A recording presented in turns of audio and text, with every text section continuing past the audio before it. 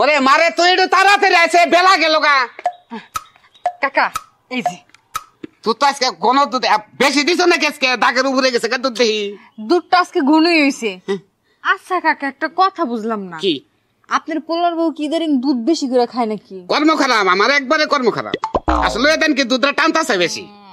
তাই তো কই, আগে তো আপনারা দুধ নিতেন না, না। পোলা যে বিয়ে করলেন আর দুধ নেওয়া শুরু করছেন। 14-15টা গাই আগে বানাইছি, এক ফোঁটা দুধ যদি কোনদিন খাবার না চাইছি তাহলে বাজার থেকে কিনাই না সড়া খেনাই না ওরা গতরে পয়সা থইছি তাই দুধ দুধ নাকছে ভাল লাগছে খুব। আরে হন আচ্ছা আপনার পোলার বউ এত দুধ খেয়ে করে কি? না রে মা, এই দুধ তো আমি পোলার বন্ধ নেই না, হ্যাঁ দুধরা নিতাছি এদেন কি পোলারা আছে মাগো আই গেলাম আমার টাইম হয়ে গেছে গা। কাকা কাকা কাকা পোলার বললে গে দুধ নেয় না, পোলারা ইদারিং। বৌমা বৌমা জি আপা। ঘরে গেদা কম গেছে বাইরে হও। আপনার কাম কাজ দেখে আব্বা ভালো লাগে না, আপনার সময় নাই গময় না।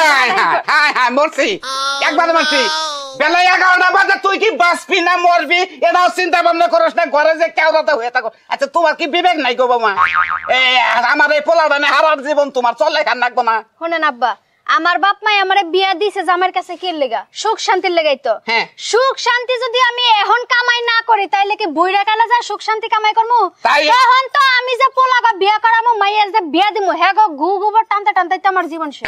তাই এই হারা জীবন নিয়ে আবার সাম্বা দূরে না গেলে আটকে ধরবা আমার পোলাটারে এই লজেন পেলেন যাতে শালির পোলা তুই গেছ মরছ একবারে মরছ তোরে বারে বারে কইলাম যে একটু শরীরটা বাড়তে পরে বিয়ে করাই দেখছে কারবার দইছে কি।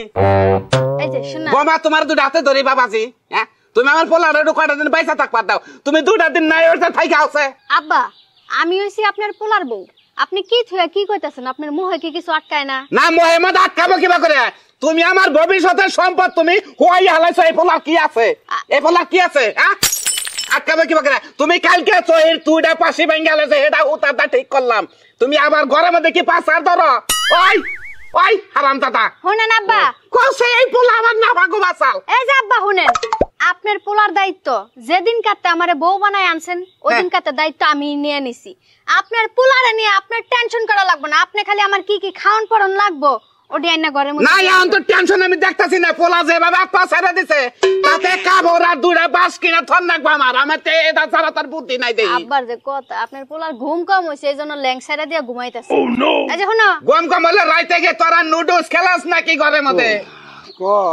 এবার কইলাম কেন কইলাম দুধ টানছি। দুধ খাইয়ে কি করবি? দুধ তো তোর ভিতরে থাকে না, তুই হারা রাত মারস হলে মশা, তোর তো দুধ খায় কোনো লাভ নাই। কোনো লাভ নাই বোমা, ধরো দুধরা জাল দে আমার পোলাটারে কোন রম বাজে একটু বাঁচাওছে। শুনেন আব্বা, আমার শরীরটা কেমন জানি মেসমেস করতেছে, ভাল লাগতেছে না। হ্যাঁ। আপনি দুধটা একটু গরম করে আইনা দিয়া যান। হ্যাঁ। আরে যা শুনো, আও আর একটু ঘুমাই গা, উঠো। আব্বা দুধ জাল দিয়া লগে যে 4টা ডিম সিদ্ধ করেন তো। আনমনি গরম করে কুসুম কুসুম গরম করে নাও বাবা। হ্যাঁ হোগা। দেখছেন কারবার আসলেও আমি বুদ্ধির ভুল করছি, আমি হলো মাতবার মানুষ, এলাকার মধ্যে খুব নাং করার মানুষ।